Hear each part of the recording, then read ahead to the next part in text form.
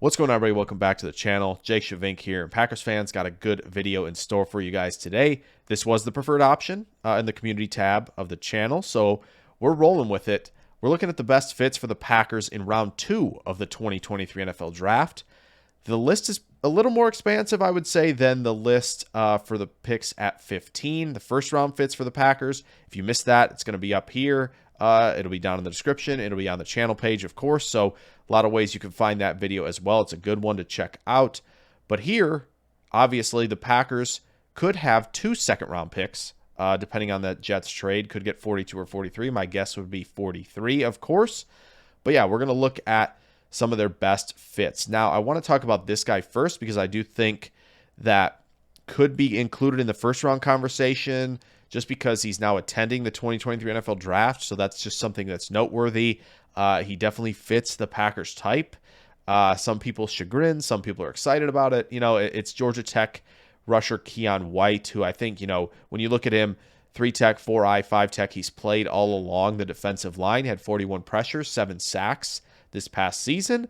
He's 6'4" and 7/8", 285 pounds, and was a 99th percentile athlete at the position. So this could be the trade back guy for the Packers to maybe select in the 20s or their move up for him, you know, with one of those second-round picks. It's hard to say, but I do think he could fall in either one of these 2 videos. I decided on this one just because there's a little bit more projection with him, I think, in terms of just one, where he plays, right? Like, where is he going to play along the defensive line? You would think edge, but that means maybe drop to a little under 280, right? Get him into the 270s. We'll see. But with Keion White, what you see from him is immense power. And that's, you know, holding up against the run game, not, you know, getting the line of scrimmage reset on him. That's, you know, unlocking that power when he's really gearing up and charging up explosiveness off the snap when he plays, right? He's an explosive speed to power type as an edge rusher right now, but he can sit and leverage gaps. He can get off blocks, push, pull, block, shed, right? He's more of a powerful rusher than a speed rusher and just doesn't have the pass rush repertoire right now to be that instant impact 10-sack player at the next level. But maybe this is the project, right? We talked about it with the other guys in the first round video. It's just, you know, you have Preston and you have Gary. We'll see how late it is in the season, but you also have Enagbare, right? Like, maybe Keion White's the guy who's going to take over in 2024. We'll see. But I do think he is a fit. And again, we talking about him in the second round. Maybe he's the first round pick. We'll see. I'm going to shift gears a little bit to the offensive line now. We're going to talk about Cody Mauch, who has the versatility that the Packers definitely covet. He played tackle at North Dakota State. He got reps at guard and center at the Senior Bowl. He's 6'5", 302. The arm length is a little shorter than potentially what Green Bay will want. It's 32 3/8. But I will say, you know, when you look at the athleticism, you look at his ability, you know, to seal the front side, to seal the back side, right? The second level blocking, but he's a good uprooter. He's really powerful. He can really unlock the hips and get moving on the move, sustaining blocks, right? He's a finisher. In pass protection, I think he does a good job. Maybe the hands are a little bit high, but they're usually in tight. He can reset.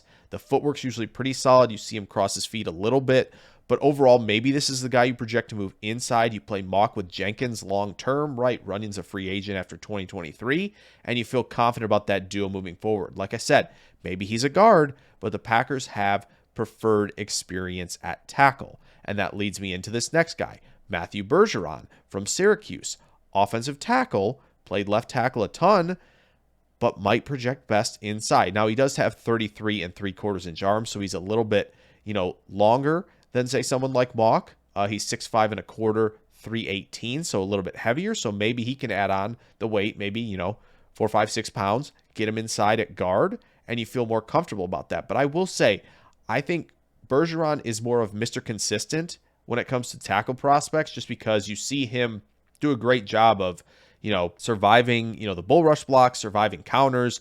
Like, he's just really good, you know, at getting in a good initial strike, initial leverage, and just kind of hanging on, you know, being able to sink the hips, you know, be able to just kind of handle power to all of its extent. I think the footwork's pretty solid. You know, you see him generate a little bit of a push in the run game, but he is just a pretty strong pass protector all around. Now, length does give him a little trouble. So maybe that's, again, the guy you move in to play guard. But I do think Bergeron is somebody in the 40s that the Packers could consider. We're going to shift now back to the defensive line.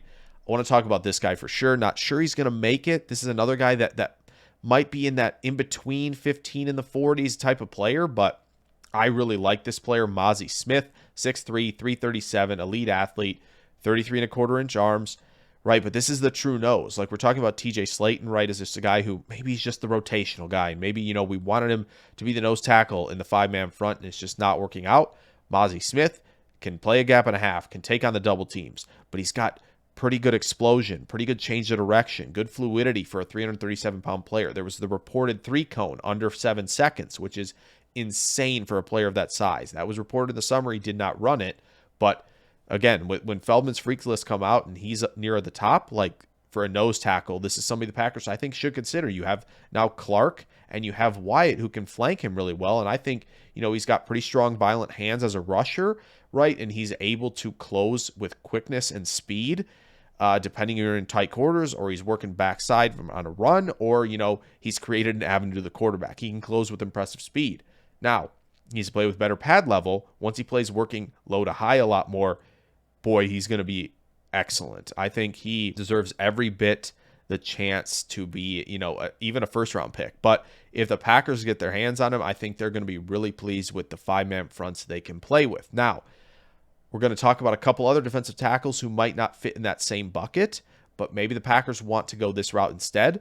I'm going to talk about Gervon Dexter from Florida first, who, 6'5" and 5'8", 310, 32.25-inch arms, not as long as some others, but he plays with immense power as well. You see him be able to unlock with his core, with his arms, with his shoulders, the ability to just toss guys out of the way. He can shed blocks. He does give up a little ground sometimes, but it does seem like in the run game, he's working low to high really well. He's staying low. He's generating good leverage. He can sit in leverage gaps, right? That's a lot of playing the run game. I think he's got great vision too. When he's working a gap and a half or potentially 2 gaps, he's able to recognize where the ball carrier is going. He can snap off and get off the block really quickly and close to make a tackle. I think he's extremely athletic as well. As a pass rusher, it's really about generating power for him. There's not a lot of violent hands, violent moves, right? He doesn't have the expanded repertoire inside. There is one player who I would say does at this point, or at least has a go-to that isn't power. But I think if he, again, like a lot of others with pad level, if he can work low to high a lot more, he's going to generate pressure and collapse the pocket. Very intriguing. I think he's going to go somewhere in that range in the 40s or maybe early 50s, so a potential Packers fit. Now, let's talk about this guy. I have no idea where this guy's going to go. The range is very wide. He's been talked about at the end of round 1, but a very intriguing player nonetheless. Does actually weigh less than Keion White, funny enough. And this is Adetomiwa Adebawore from Northwestern. He's 6'1" and 5'8", 282, 987 RAS, 33 and 7/8-inch arms. Now, smaller, right? 6'1", 282, not as big as Keion White, but a player who can play low, can play with leverage, never see him really get too high when he's out of his stance. And we saw him in Mobile just driving people back left and right, a good club move that he needs to get to more, because it seems like when he rushes, because he moved also all over the place, a lot of 3-tech, a lot of 5-tech for Northwestern, he got stuck in his rush because, again, he's got great quicks off the snap, good acceleration into the contact point, but he gets kind of stuck. He needs to develop. Again, a lot of guys do need to expand the repertoire, need to understand, okay, how do I get leverage when I get to contact point? What's my go-to if a tackle locks out really well? Can I chop, right? Can I push pull? Am I able to generate some sort of move that gives me leverage at contact phase? And that's what Adebawore needs to work on a lot more, because he gets stuck more often than not than a lot of these guys do. And so that's where, like, you look at him as the tweener, right? Can he just be the attack gap explosive player? Well, the Packers already have that, right? So is he going to play edge? I don't know. But this is a player that I think the Packers will covet because, again, he's an elite athlete, and he's going to maybe potentially get versatile along the defensive line, which is often what the Packers like, right? Clark has played nose. He's played all over the line a little bit too. So it gives them another, elite athlete, move him around. We'll see where he sticks best. But we've seen the pre-draft process be very kind to Adebawore, right? Ran the 4.49. That's insane. Like, that had to have gotten the Packers' attention. Okay, this guy, somebody maybe a little bit more undersized at edge rusher than the Packers typically like, but the testing numbers were good. I think the length is there, 33.5-inch arms. He's 6'3 and an eighth, 255 pounds, Felix Anudike-Uzomah from Kansas State. Now, Kansas State shifted their defense a little bit in 2022. You saw Anudike-Uzomah over the guard at 4-eye, not where he's typically rushing on the edge. That kind of maybe hindered the numbers a little bit, dropped from 11 sacks to 8.5 sacks in 2022.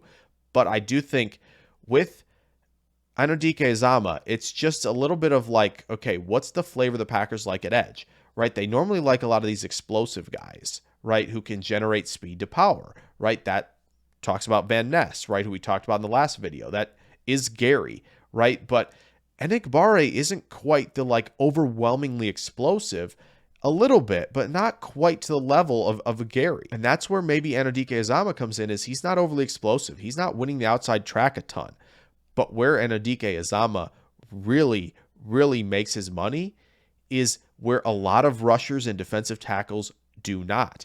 And that is in contact phase, right? When we're talking about once you get to contact, once the initial punches have been made, where do you go from there? And that's where Anudike-Uzomah thrives, right? He can get to the long arm stab. He can get to this long arm chop, long arm rip. Like he's got moves, club rip, right? He can get arm over, right? He can go to ghost move and rip underneath. There's a lot of answers that he has for questions at the contact phase. And that's, I think, really important when it comes to being an edge rusher, right? I think he can sit and leverage. He plays with pretty good length when it's talking about the run game. I think he sets a strong edge.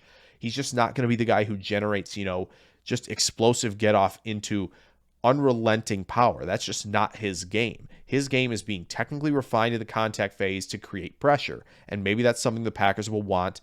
The numbers do fit. He's still at 255, but I don't think that's like overly light for somebody like the Packers. Okay, the gears shift a ton now. We're going to go to wide receiver. The two fits, one might not be a fit in terms of what the normal thresholds are, but they're two players from the same school. I want to talk about Cedric Tillman. Did a video on him. That'll cross your screen up top there. 6'3 3/8, 213. Now, he tested really well. I believe he ran a 4.54. That is fine for him. He is the long strider, build-up speed type of player. He is not the like initial explosion or anything like that, but he can win vertically down the field. Now, is he going to stack all the time? Probably not, right? Kelee Ringo kind of forced his hand a little bit. He couldn't really stack him very well. But what he can do is make good adjustments, elevate to win at the catch point. He'll be able to work back shoulder. He can make the late adjustment, right? He's got really good hands, and he's going to survive contact really well, whether it would be, taking a hit or, fighting a guy at the catch point.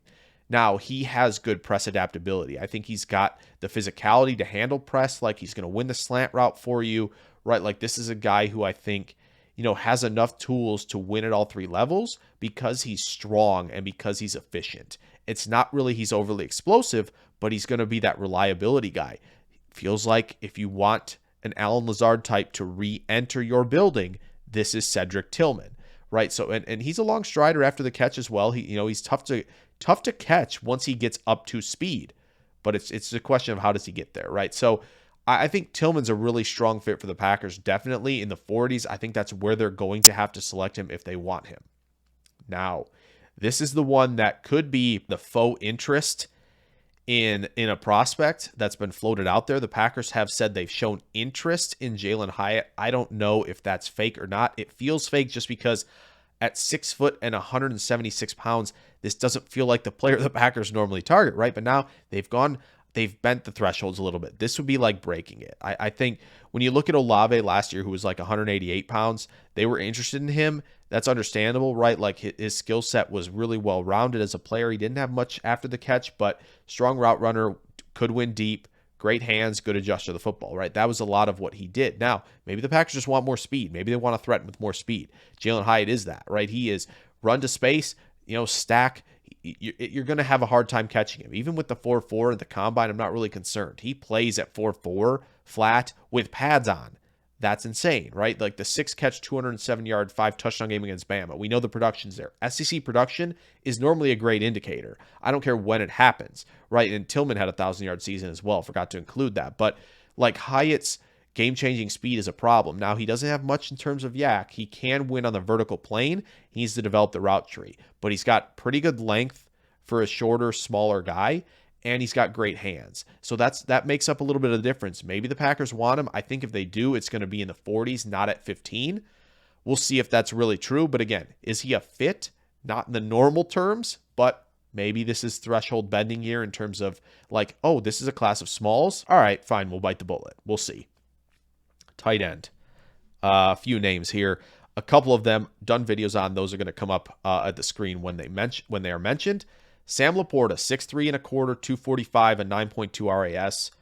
Yeah, man, I really like Sam Laporta. I keep mocking him. When I do mock drafts, I keep putting him to Green Bay because I just love the fit every time. Now, he has been flexed out wide a lot. He has been flexed out in the slot. He can beat corners. He can beat safeties. He's a really strong route runner.